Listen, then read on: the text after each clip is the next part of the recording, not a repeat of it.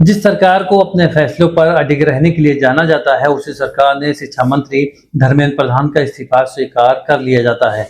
और सबसे बड़ा सवाल, अगर धर्मेंद्र प्रधान ने पहले से इस्तीफे की पेशकश की थी तो उस वक्त उसका इस्तीफा स्वीकार क्यों नहीं किया गया? आखिर ऐसा क्या हुआ कुछ ही दिनों में सरकार का रुख बदल गया? क्या वजह सिर्फ छात्रों का आंदोलन था या फिर नीट और दूसरी परीक्षाओं को लेकर उठे सवालों ने सरकार पर दबाव बनाया था? आज की इस रिपोर्ट में हम उन 5 वजह को समझेंगे जिन्हें धर्मेंद्र प्रधान के इस्तीफे के पीछे जाना जाता है। पहला था छात्रों का बढ़ता दबाव। धर्मेंद्र प्रधान के इस्तीफे की सबसे बड़ी वजहों में लगातार बढ़ता असंतोष माना जाता है। राष्ट्रीय स्तर की परीक्षाओं में कथित गड़बड़ियों और पेपर लीक जैसे मुद्दों को लेकर लंबे समय से सवाल उठ रहे थे। छात्रों का आरोप था कि परीक्षा व्यवस्था में गड़बड़ियों का सीधा असर उनके भविष्य पर पड़ रहा है, क्योंकि एक छात्र के लिए प्रतियोगी परीक्षा सिर्फ एक परीक्षा नहीं होती, बल्कि उसके पीछे कई साल की मेहनत होती है, परिवार की जिम्मेदारी होती है और लाखों रुपए की कोचिंग फीस तक का खर्च हो जाता है। अगर ऐसे में परीक्षा व्यवस्था पर सवाल खड़े होते हैं तो छात्रों का गुस्सा स्वाभाविक है। इसी गुस्से ने धीरे धीरे आंदोलन का रूप ले लिया। जब छात्रों की आवाज सड़कों तक पहुंचने लगी तब शिक्षा मंत्रालय पर राजनीतिक दबाव भी बढ़ने लगा। दूसरी वजह थी नीट और परीक्षा व्यवस्था पर जवाबदेही का सवाल। शिक्षा मंत्री के सामने सबसे बड़ी चुनौती सिर्फ एक परीक्षा की नहीं थी, बल्कि सवाल था कि देश के सबसे महत्वपूर्ण प्रतियोगी परीक्षाओं को लेकर छात्रों का भरोसा कैसे वापस लाया जाए। सरकार के सामने दो रास्ते थे, या तो कहती कि शिक्षा में व्यवस्था में सुधार किया जाएगा या फिर राजनीतिक जिम्मेदारी तय करने का संदेश देती है। मीडिया रिपोर्ट के मुताबिक सरकार के भीतर ये विचार भी था कि सिर्फ मंत्री का इस्तीफा समस्या का समाधान नहीं है, लेकिन दूसरी तरफ लगातार बढ़ते दबाव के बीच एक बड़ा राजनीतिक संदेश देना भी जरूरी हो सकता था। यहीं पर धर्मेंद्र प्रधान के इस्तीफे की चर्चा और गंभीर हो गई, क्योंकि जब किसी मंत्रालय से जुड़े मुद्दे पर जनता और खासकर युवा वर्ग में नाराजगी बढ़ती है तो सरकार के लिए सिर्फ प्रशासनिक मामला नहीं रह जाता, बल्कि एक राजनीतिक मुद्दा बन जाता है। और यहीं से आती है तीसरी वजह थी आंदोलन का लगातार बड़ा होना। रिपोर्ट के मुताबिक धर्मेंद्र प्रधान ने आंदोलन के दौरान पहले भी इस्तीफे की पेशकश की थी, लेकिन उस समय सरकार ने उसे स्वीकार नहीं किया। यही सरकार की शुरुआत सोच ये थी कि मंत्री को हटाने से समस्या हल नहीं होगी। समस्या का समाधान परीक्षा व्यवस्था में सुधार और छात्रों की मांगों पर बातचीत से होगा। लेकिन बाद में परिस्थितियां बदल गई, आंदोलन बढ़ता गया, सरकार और प्रदर्शनकारियों के बीच बातचीत हुई और आंदोलन के सबसे बड़े स्तर पर फैलने की आशंका भी सामने आई। ऐसे में सरकार के सामने सवाल था, क्या एक मंत्री को पद पर बनाए रखना राजनीतिक रूप से ज्यादा नुकसानदेह है या फिर बदलाव करके छात्रों और जनता को यह संदेश देना बेहतर है कि सरकार उनकी नाराजगी को गंभीरता से ले रही है। चौथी वजह थी कानून व्यवस्था और सुरक्षा को लेकर चिंता। कुछ रिपोर्ट में दावा किया गया है कि सरकार को आंदोलन के दौरान कानून व्यवस्था को लेकर भी चिंता थी।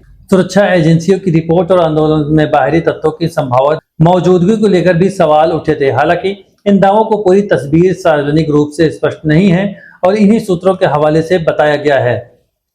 लेकिन सरकार के लिए किसी भी बड़े आंदोलन में सबसे महत्वपूर्ण बात होती है कानून व्यवस्था।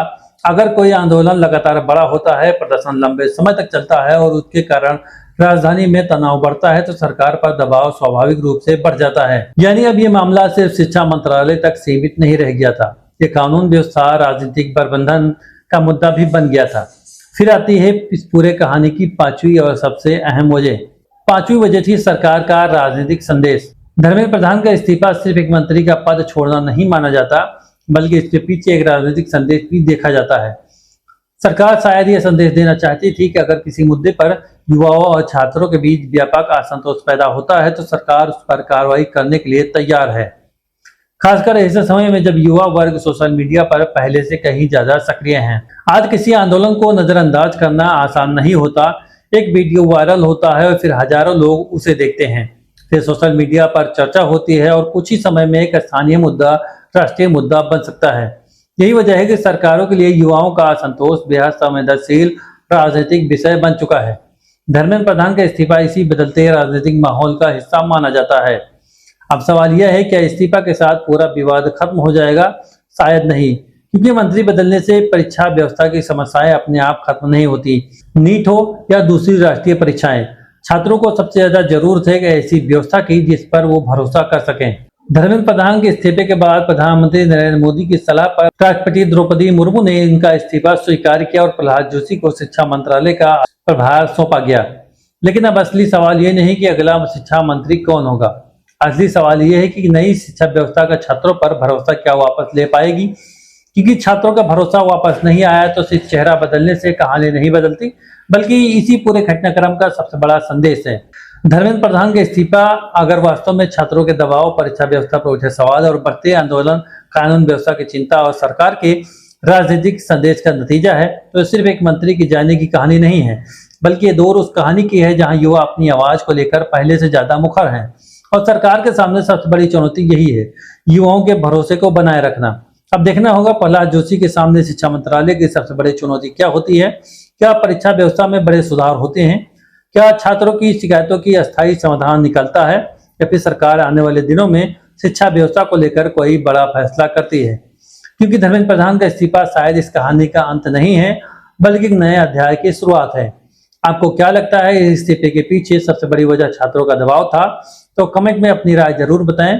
ऐसे ही महत्वपूर्ण राजनीतिक और राष्ट्रीय खबरों के विश्लेषण के लिए हमारे चैनल को सब्सक्राइब करें, और ये वीडियो देखने के लिए आपका बहुत बहुत शुक्रिया। जय हिंद।